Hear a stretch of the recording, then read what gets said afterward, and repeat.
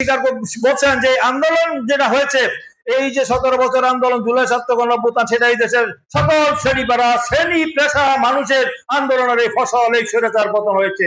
কোন একক ব্যক্তি, কোন গোষ্ঠী, কোন দলের আন্দোলনে হয়নি, এই কথা তিনি নিজে বলেছেন।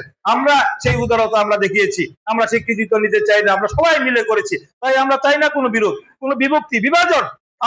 আমরা যারা বিরোধী দল আছেন, যারা এনসিপি আছেন, তারা যদি এতই জনপ্রিয় হতো তাহলে কেন 5-6টা আসন পেয়েছেন? তারা তাহলে তো কেন আমাদের মতো সংখ্যাগরিষ্ঠ নিরঙ্কুশ আসন পাইলেন না? এত জনপ্রিয় হলে তাহলে তাদেরকে জনগণ কেন ভোট দিল না? আজকে তারা বলতেছে জুলাই সনদ, এই জনগণ তো সার্বভৌম নাকি? এই রাষ্ট্রের মালিক, ভূখণ্ডের মালিক, এই সংবিধানে আছে আপনারা, তাহলে আপনাদের ভোটে হয়েছে। তাহলে আজকে তারা যে এই নন ইস্যুকে ইস্যু করে, তারা কোন ইস্যু নাই, তাদের কোনো রাজনীতি নাই। তারা বলো যে আমাকে মারো, মারলে তার সিম্পিতি পাবে। এই জন্য তারা অশ্লীল ভাষায় আমাদের মাননীয় প্রধানমন্ত্রীকে শুরু করে আমাদের নেতৃবৃন্দের বিরুদ্ধে, বিএনপির বিরুদ্ধে তারা এগুলো একটা বিষাদগার করার চেষ্টা করছে। জনগণ অত্যন্ত সচেতন, এগুলো করে দেশে কোনো বৈষম্য সৃষ্টি করার কোনো সুযোগ নাই। তাই আমি মনে করি তারা কোনো বৈষম্য সৃষ্টি করে, কোনো অপ্রীতিকর ঘটনা করে, অস্থিতিশীল পরিস্থিতি তৈরি করে তারা একটা দেশে তারা একটা নৈরাজ্য সৃষ্টি করতে চায়। কারণ বিএনপির জনপ্রিয়তা ঈর্ষান্বিত হয়ে তারা বেসামল হয়ে দিশার হয়ে পড়েছে, কারণ জানে তাদের কোনো ইস্যু নাই। যেমন আওয়ামী লীগের কোন এক সময় ছিল না যে তারা মুক্তিযুদ্ধের চেতনা কথা বলতো, এই চেতনার কথা বলতে বলতে আজকে তারা বাংলাদেশে শুধু তাদের পতনই হয় নাই, তাদের দিল্লিতে গিয়ে কবর হয়েছে, দিল্লিতে কবর রচনা হয়েছে, দাফন হয়েছে। এই দল আর 100 বছরও বাংলাদেশে ফিরে আসার কোনো সুযোগ নাই। তারা একটা অস্থিতিশীল নন ইস্যুকে ইস্যু করে তারা বাংলাদেশে একটি অস্থিতিশীল পরিস্থিতি তৈরি করতে চায়। কার স্বার্থে করতে চায়? আবার কি তারা ফ্যাসিস্টদেরকে পুনর্বাসন করতে চায়? অন্য কোনো দেশের কোন ইঙ্গিতে তারা করতে চায়? এই বিষয়গুলি জনগণের কাছে আজকে প্রশ্ন।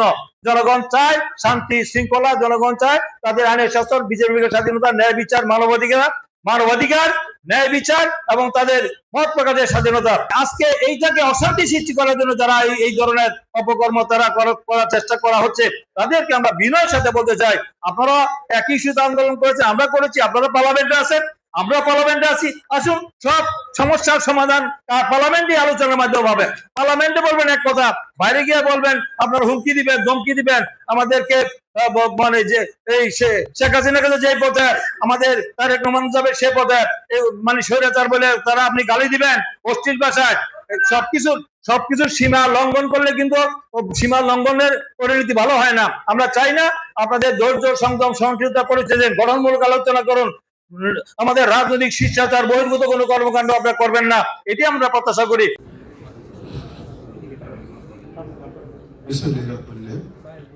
অনুদান প্রধান অনুষ্ঠানের সম্মানিত নেতা, 71 রণাঙ্গনের বীর মুক্তিযোদ্ধা, দর্শকী জেলা সকল পর্যায়ের নেতৃবৃন্দ, জুলাই যুদ্ধে নিহতদের পরিবারের যারা আহত হয়েছেন, সরকারি আমাদের দলের, ছাত্র দলের, যুব দলের নেতারা যে হাজার হাজার আহত হয়ে, এইটা থেকে একটা বৈষম্য করা হয়েছে।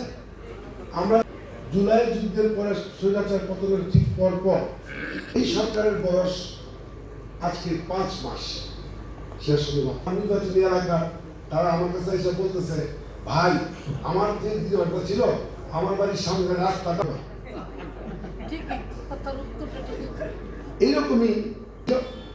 এই কথাগুলি যেন ঠিক থাকে, অবশ্যই ঠিক থাকবে, কারণ চেষ্টা করছেন এবং করবেন।